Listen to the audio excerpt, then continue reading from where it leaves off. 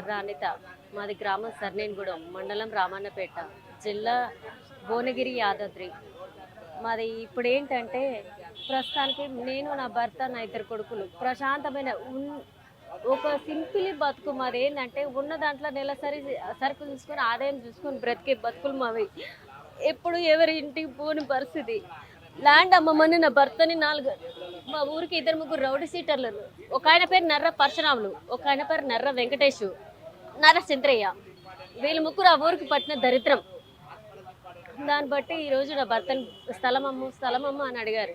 దానికి అమ్మకపోయేసరికి నా భర్తని కొట్టారు. కొట్టిరని రమణపేటకు పోయి పోలీస్ స్టేషన్ పోతే వాళ్ళు గవర్నమెంట్ రమణపేట హాస్పిటల్ వేసారు. కుట్లు వేపించి నల్గొండ గొల్లగూడ హాస్పిటల్కి పంపించారు. ఆ గొల్లగూడ హాస్పిటల్ పంపించినాక 3 రోజులకు ఏ ల్యాండ్ పేపర్లు ఒరిజినల్ పేపర్లు ఇప్పించామో అవి మేము వచ్చేసరికి మాకు తెలియకుండా మా స్థలంలో గుంటలు తీశారు. ఇది ఎందుకు తీశారంటే రామన్నపేట సిఐ గారు ఎస్ఐ గారే చేసుకో అన్నారు అని చెప్తున్నారు. వాళ్ళ పేరే చెప్తున్నారు. సిఐ వెంకటేశ్వర్లు, ఎస్ఐ మల్లయ్య, వాళ్ళ కానిస్టేబుల్ అందరి సపోర్ట్తోనే జరిగింది. అది ఆయన లేనప్పుడు తీయడం తప్పు కదా ఆయన ల్యాండ్లో అంటే వాళ్ళే చెప్పినాక 3 రోజులు కూడా పక్కకు పోయారు. ఇది మీ పేరు ఎందుకు? కొట్టిన కేసు ఒకటి కావాలి, ప్లస్ గుంట తీసిన కేసు ఒకటి కావాలి. ఎందుకు నా భర్తను కొడతారు, మమ్మల్ని రిటర్న్ ఎందుకు మాకెందుకు సహాయం చేయట్లేరు అంటే ఎఫ్ఐఆర్ ఎందుకు రాయట్లేదు అంటే రాయకపోయేసరికి చోటుపల్లి ఏఎస్పీ మధుసూదన్ రెడ్డి సార్ కడిపోయినా పోతే ఇవన్నీ పేపర్లు చూపిస్తే ఇంకా ఈ 3 నెలల నుంచి ఇంకా బ్రతుకున్నాం అంటే నేను, నా భర్త, నా పిల్లలు. మమ్మల్ని ఈ తెలంగాణ రాష్ట్రం మొత్తం ఒక ఏఎస్పీ మధుసూదన్ రెడ్డి సార్ మాత్రమే కాపాడారు. బంగారమైన ఆయన చెప్పినందుకు ఈ కేసు ఏమని రాస్తామని రావణపేట ఎస్ఐ గారికి ఫోన్ చేసి అడిగితే కింద పడి తలకాయకు దెబ్బ దాకించుకుంటూ రాయి దాకిందని అని పెట్టారు. కానీ కొట్టిందని మాత్రం చెప్తలేరు. ఎందుకు అట్లా లేదు. అమ్మాయి అన్ని ఎవిడెన్స్తో సహా గవర్నమెంట్ హాస్పిటల్, ప్రైవేట్ హాస్పిటల్ అన్ని ఎవిడెన్స్తో సహా తీసుకుంది. ఎఫ్ఐఆర్ చేయనాక అప్పుడు చేసినాక కూడా 15 రోజులకు చేశారు. మళ్ళీ మెయిన్ సంగతి ఏంటంటే మీరు నన్ను ఎఫ్ఐఆర్ రిటర్న్ తీసుకోవని రమణపేట పోలీసులు బెదిరించారు. తీసుకోకపోతే రమణపేట పోలీసులు ఎఫ్ఐఆర్ తీసుకోకపోతే నీ భర్త మీద, నీ కొడుకుల మీద ఇంకో కేసు పెడతామని బెదిరించారు. అలాగే పెట్టారు. అదే మేము కేసు పెడితే మమ్మల్ని ఎందుకు బెదిరిస్తారు సార్ అని అడిగా. ఇదే ల్యాండ్ అమ్మమని పెట్టారు సార్. గత 4 సంవత్సరాల క్రితం రిజిస్ట్రేషన్ అయింది. ఇది అమ్మకపోయేసరికి ఇదే కోపం మీద ఇది పోతుంది. వాళ్ళు మళ్ళా మీ నాన్నగారి పేరు మీద ఆ కొట్టిన వ్యక్తి నర్ర వెంకటేష్, అది మా మామగారికి నడుగు సంతానం, 3 అన్నదమ్ములు. మా ఆయన పేరు చిన్న ఆయన, మా పెద్ద బావ గారు చనిపోయారు. ఆయన అడిగేటోళ్ళు ఎవరూ లేరు. అందుకోసం మమ్మల్ని ఇలా వేధిస్తుండు. ఆఖరికి భూమి రిజిస్ట్రేషన్ పేపర్లు కూడా మీ నాన్నగారి ఇది పోతేంద్రా ఇంకా ఎకరం భూమి ఉందిగా మీ నాన్నగారిది, అది చేసుకొని రామన్నపేట ఎస్ఐ గారు సిఐ గారే చెప్పిరంట. అదే ఎందుకు అట్లా అంటే మొన్న ఇది 3 పూతులు వస్తే నువ్వెందుకు చేసుకున్నావు అని అడగడానికి మా మామగారికి పోతే రామన్నపేట పోలీసులు సిఐ గారు వెంకటేష్, ఎస్ఐ గారు మల్లయ్య గారు నాకు సపోర్ట్ ఉన్నారు. ఒక దెబ్బ కొట్టిన ఒక మాట అన్నా వాళ్ళు తీసుకుపోయి నిన్ను కేసు పెడతారు అన్నాక నోరు మూసుకొని ప్రజాభవనానికి వచ్చి చిన్నారెడ్డి సార్కి చెప్పారు.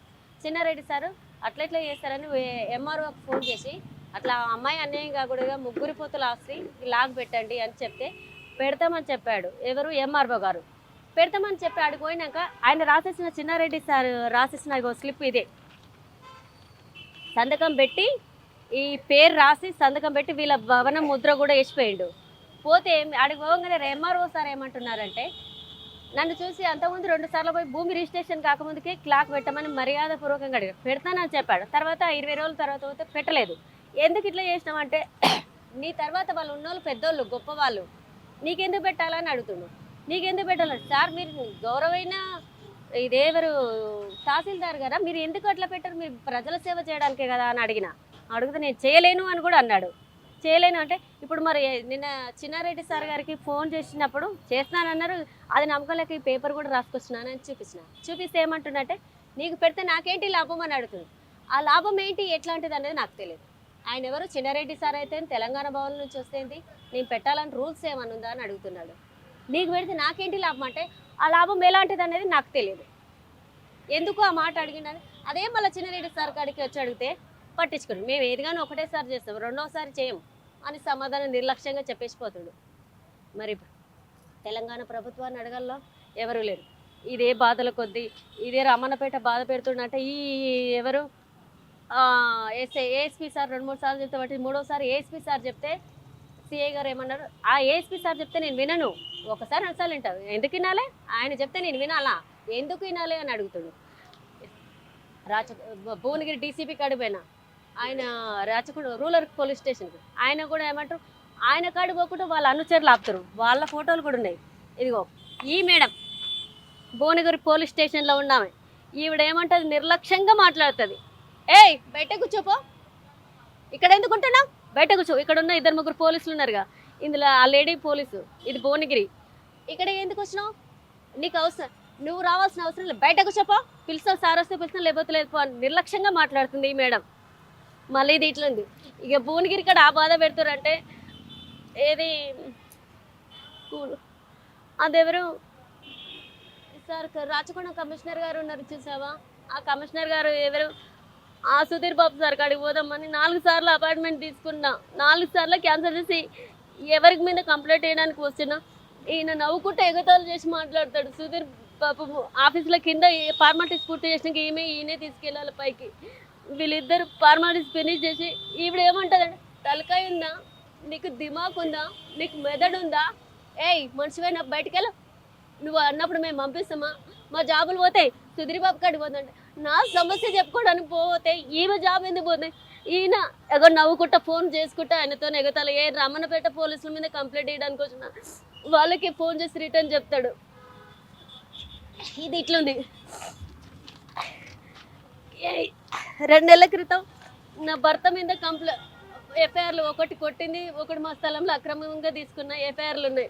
ఇంతవరకు వాళ్ళ మీద ఏ చర్య తీసుకోలే.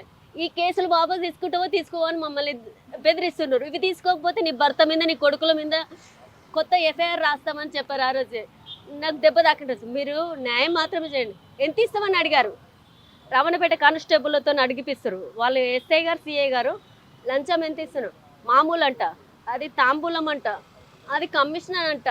నా దగ్గర పుస్తలతాడు కూడా ఉండే, నా భర్తకు హాస్పిటల్ ఉంచడానికి పుస్తలతాడు అమ్మేసిన, కమ్మలు అమ్మేసిన, నా దగ్గర నగలు కూడా లేవు. ఈడికి వచ్చి ఎక్కడ పడితే అక్కడ 5 రూపాయల భోజనం తింటున్నా. దాంతోపాటు ఆధార్ కార్డు పెట్టుకొని మెట్రో ఎక్కే టైం లేక ఆధార్ కార్డు పెట్టుకొని తిరుగుతున్నా. 2 నెలల నుంచి అన్ని స్టేషన్లకు పోతే ఏ స్టేషన్లో ఒకే ఒక మధుసూదన్ రెడ్డి సార్ నీ కాడికి రాపించుకో సార్ అన్నందుకు తెల్లారు రాపించుకుంటా డీసీపీ సార్ అనుకుంటా అన్నాడు. ఆయనని డీసీపీ సార్ బెదిరించిండట. ఇంకొకటి నా భర్తను కొట్టిన కొట్టుడు చూడు సార్, ఇంత పెద్ద దెబ్బలు కొట్టి ఏమంటారు తెలుసా, కళ్ళు తిరిగి కింద పడ్డాడని రాస్తున్నారు. ఏ ఛానల్ వాళ్ళు కూడా ఇంతవరకు నా బాధ చేతాయి. ఒక్కసారి 20 రోజుల క్రితం హెచ్ఎంటీ వాళ్ళకు చెప్పా, ఇంతవరకు ఏది టెలికాస్ట్ చేయగాలి, టీవీ ఫీడ్ చేసుకోలేదు, ఇలా కొట్టారు. నాకేం కావాలంటే ఇప్పుడు అదంతా కాదు, అక్రమంగా నా భూమి రిజిస్ట్రేషన్ చేసుకోరు. మా మామగారి పేరు మీద 3 కొడుకులు, ఆయనకు ఒక్కరికి తెలియకుండా రామన్నపేట పోలీసులు ఈ గుంట పోతుంది, ఇది ఎంత పోతుంది, మీ మామగారిని మీ నాన్నగారి దగ్గర నుంచి ఎకరం భూమి చేసుకో, రామన్నపేట ఎంఆర్ఓ మా మనిషే అని దగ్గరుండి చేపించారు. ఎస్ఐ గారు, సిఐ గారు. నా భూమి నాకు 27 గుంటలు వస్తే చాలు. ఆల్రెడీ ఆయన మీద ఎకరం భూమి వేస్ట్ చేశారు, ఇంకో ఎకరం మా మామ మీద. నాకు ఆ ఎకరం కూడా వద్దు, న్యాయబద్ధంగా నాకు 27 గుంటలు నాది నాకు వస్తే చాలు. ఇదే విషయం ప్రజాపాలన చెప్దామంటే వాళ్ళు మేమేం చేయలేమని చేతులు ఎత్తేస్తారు. ఎస్ఐ ఇది ఇంకొక విషయం సార్, మీకు ఇంకొకటి చూపించాలి. బాబు కాడికి ఇవి ఫార్మాలిటీస్ పూర్తని 4 వేరు డేట్లు, ఒకటే ఇగో రెండోది, మూడోది వేరు డేట్లు ఉన్నాయి చూడండి సార్. 5 మొత్తం 6 సార్లు పోతే ఒక్కసారి కల్పించారు. అది కూడా నన్ను మాట్లాడేకుంటే ఒక 2 నిమిషాలు మాట్లాడేసి గతం బయటకు పంపించేశారు. ఆ సుధీర్ బాబు కాడ కూడా లాయర్ జడ్జి గారు ఉన్నారు. ఆయన ఒక రూమ్లో ఫార్మాలిటీస్ పూర్తి చేసిన కాడికి ఇంతవరకు ఆయన ఇందుకు ఇంతవరకు సుధీర్ బాబు కాడికి పోయినాక కూడా ఇంతవరకు న్యాయం ఇది జరగలేదంటే, ఇక్కడ ప్రజాభవన్లో ల్యాప్టాప్లో చూస్తే ఎక్కడ రాచకొండ కమిషనర్ కార్డు ఇచ్చినావో అక్కడే ఉంది, కానీ ఇది ఎంక్వైరీ కమిషనర్కి పోలేదు మీరు అంటారు. ఒక రామన్నపేట పోలీసులను దాచిపెట్టడానికి ఇంతమంది ప్రయత్నం. ఎక్కడైనా ఎవరో ఒకరు ఉన్నారు. లంచం. అప్పుడు కేసీఆర్ సార్ ఉన్నప్పుడు నాకే సమస్యలు ఇలాంటివి రాలేదు. ఇప్పుడు రేవంత్ సార్ వచ్చాక ఇవి వచ్చినాయి. అది ఈసారికి ప్రజాభారం వద్ద తెలుసుకుందామంటే నాకు ఆస్కారం లేకుండా పోయింది, అధికారం లేకుండా పోయింది. చిన్నారెడ్డి సార్ ఒకటేసారి పట్టించుకుంటాడంట. ఇంకెవరు అక్కడ ఉన్న డీసీపీ సార్ కూడా నా సమస్య చెప్పిన, ఆయన కూడా ఒకసారి ఏంటంటే రెండోసారి నిర్లక్ష్యం చేశాడంట. మరి ఇంకెవరికి చెప్పాలి చెప్పు? సహదేవులు సార్ అన్నానంట, అతని పోతే కూడా మేము ఎంతో మంది చూడాలి, నువ్వు గిన్నిసార్లు వచ్చినా నీకేంది పట్టించుకుంటా అంటారు. నా సమస్య సీఎం వరకు పోవాలని కోరుకుంటున్నా. సీఎం రేవంత్ గారి కాడికి, సీతక్క కాడికి నా సమస్య తీసుకెళ్ళమని మనస్ఫూర్తి కోరుకుంటున్నా. అదొకటే నాకు కావాల్సింది.